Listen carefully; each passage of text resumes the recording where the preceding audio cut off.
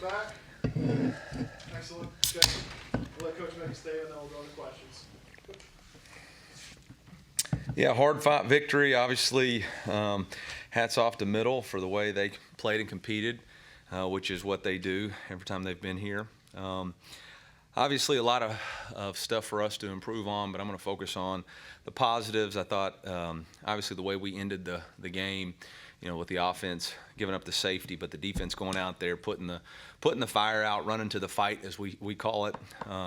Really proud of Tyron Hopper right there. Darius Robinson made his best rush. Christian Williams stuffing the run.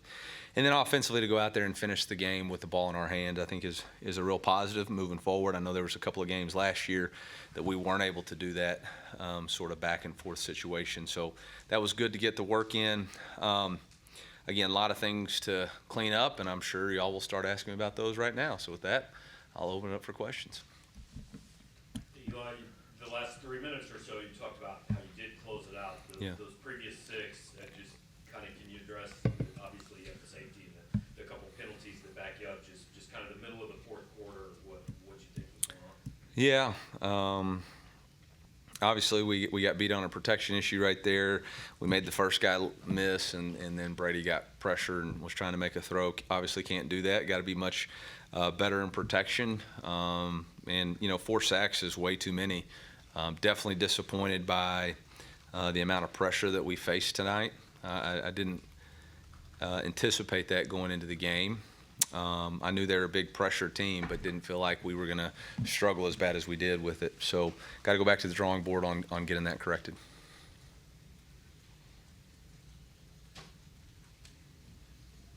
What went into the decisions to not go for some of those 4th and shorts? The only one that I recall would be the 4th and 1 to start the fourth quarter, up 13, ball at midfield. So up 13, punt the ball. Our defense has been playing pretty good defense. Up 13, if they've got to go 83 yards, because I think the ball went on the 17, which they did, but their chances of scoring are a lot less than at the 50. So I think that's the right play every time. What did you see from Brady tonight, especially in the second half when the offense started to slow down a bit? Well, we got into a rhythm there. I think we had 3 straight possessions where we scored. I actually thought he was throwing the ball pretty well. He was having a little bit of issue with protections early. We were 7 for 13 on 3rd down. He was 14 of 19 with 2 touchdowns. I thought he did a really nice job throwing the ball. Yep. Coach, how would you describe the effectiveness of your run offense tonight overall? Well, we gave it plenty of chances. Obviously we weren't good enough, especially in short yardage. It felt like the one negative right there was on that 3rd and 1. We weren't able to convert it, and then we had another third and 1 where we false start. Obviously those penalties right there and lack of execution is poor, and it's got to improve. Coach, defense had 4 sacks, 12 tackles for loss. Yeah.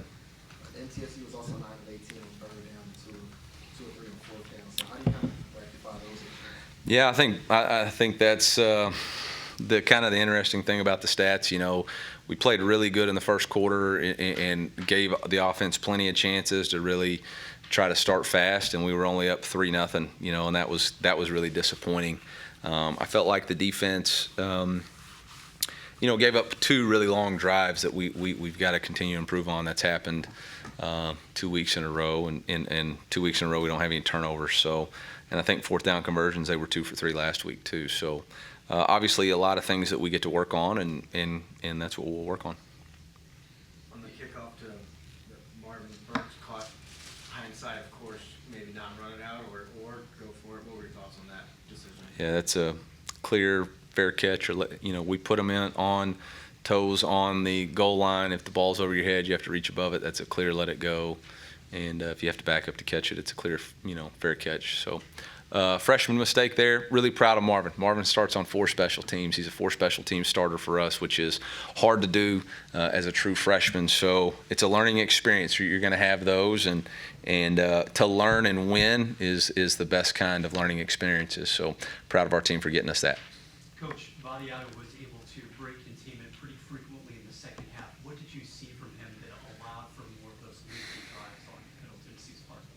Yeah, I mean, honestly, that was the name of the first half too. On their long drives, was we weren't setting edges well enough, whether it was in the zone read game or on scrambles, and it was still a little bit leaky there late. We were running more simulated pressures from odd front structure and just didn't have our edges as sealed up as we wanted to. There was a couple times he pushed up in the pocket too. I think he had a big scramble on a third down where he pushed up in the pocket and we lost contain. So we'll go back and figure out where we got to improve on that.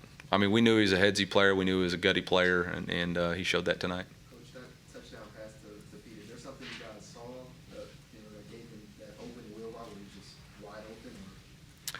Yeah, we knew in that formation we were primarily getting man, and so we started the fourth quarter, and we knew if we got man, that was the call we were going to. We didn't anticipate that they would leave him uncovered, but they had a double-edged pressure coming. I'm sure one of those guys is supposed to come out of it. We squeezed the protection, so both of them were free on the quarterback. And, I mean, Brady looked right down the barrel and made a great throw. Coach, the Bird made a couple huge plays, and then, of course, there was that holding. You seemed a little animated about that. I was curious your thoughts on his game overall in that play. Yeah, I'm going to watch the tape, but I'm probably going to be severely disappointed in that flag. I think it was an anticipation call, but we'll see. I haven't watched the tape, but obviously proud of Luther. I think that's his first 100-yard game. I could be wrong on that, but first 100-yard game. He was really hard to tackle. I thought he was really good in punt returns. I thought he did a nice job.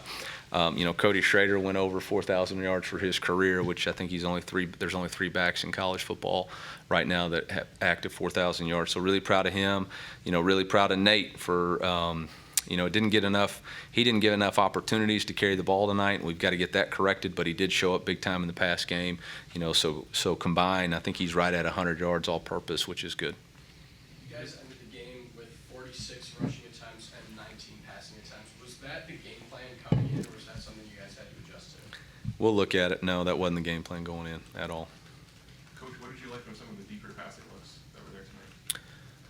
Well, we started off the game and had the perfect look for a play that we'd repped all week, and he was there. We just didn't finish the play. I thought Brady could have thrown it out there a little bit further, but we really don't ever want to overthrow Luther, so missed that opportunity there. Hit him a couple other times down the field. One I thought really busted us open in the third quarter, gave us some good momentum there. Got to go back at the drawing board and look and see how we can be more explosive in the pass game. Obviously, that's not where we're at right now. Every coach says it's better to work on things after a win. I mean, going into a game, a lot of people have been pointing to how close do you feel like you are to what you want getting this figured out? I think there's a lot of things to work on. I mean, I'm pleased with some of the numbers, right? I mean, we're 7 for 13 on third downs. We didn't have a turnover. We were 3 for 3 for scoring in the red zone. But there's just so much to work on. Lack of explosiveness offensively, the short yardage debacles, missed extra point, it was tipped, poor protection, and then defensively, things that we got to work on. So, we'll hear it all week, and that's probably fine. We just can control what we need to control, which is improving and preparing for a really good K-State team, Big 12 champ coming into our stadium. Appreciate the fans being sold out. They're going to give us a huge advantage, and we'll continue to improve. I'm not disappointed in. We've clearly identified some guys that are playmakers for us. I thought Theo Weiss's catch was unbelievable on the goal line. I thought his catch in run opportunity on a fourth down where we checked and I thought he really played big. We got to give him more opportunities to play big for us. Coach, could you break down that touchdown with Theo Weiss? What did you see there? What did you want to get in isolation on the outside? It was actually the exact same play that we ran that they called us for offensive pass interference. So I'm unsure how it wasn't offensive pass interference on that point too, because it was the exact same look. But maybe they'll send that in and tell me.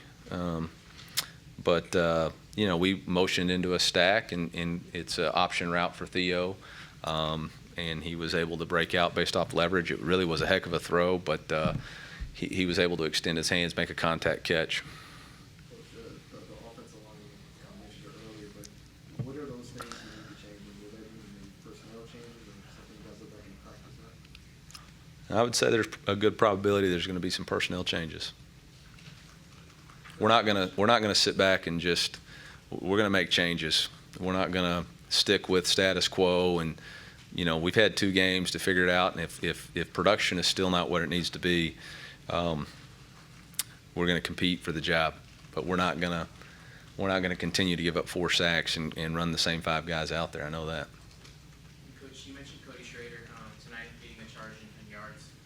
Can you talk about his impact not only on the field but just as a leader in general? Yeah, I mean, a young man who took a chance on himself, believed in himself, just wanted to be on the team. And once he was here, instead of just being on the team, he wanted to make an impact on the team and earned the right to play. And now he's a starter and a captain, and he's got 4,000 career yards, and he's just an unbelievable young man. And really proud of him. I'm really glad he's on our team. I think it's a great story for the University of Missouri. A kid who always wanted to play at this university, didn't have the opportunity out of high school, but believed in himself and earned that opportunity. I think it's really powerful, and I'm very proud to coach him. Eli, what did you kind of see from Dalen, and also JC in his first game back? Yeah, I thought JC was very explosive back there. I know there's going to be a couple of plays he wishes he had back as far as maybe a couple of tackles, but I thought he played pretty well. Dalen made some really big plays. Had a couple of TFLs, had a sack, I think. So plays big in big situations. We just defensively, we got to find a way to create a turnover. We got to find a way to create a turnover. You mentioned holding and snapping aside issues with the misses last week. What did you see in that department today, and are you concerned about the game still going? I'm really concerned. Yeah, that's devastating to have a poor hold and a leakage up the middle, and that's uncharacteristic, especially for as much as we practice it. And again, it's got to get fixed. Anything else, Coach? All right, thank you, guys. Thank you.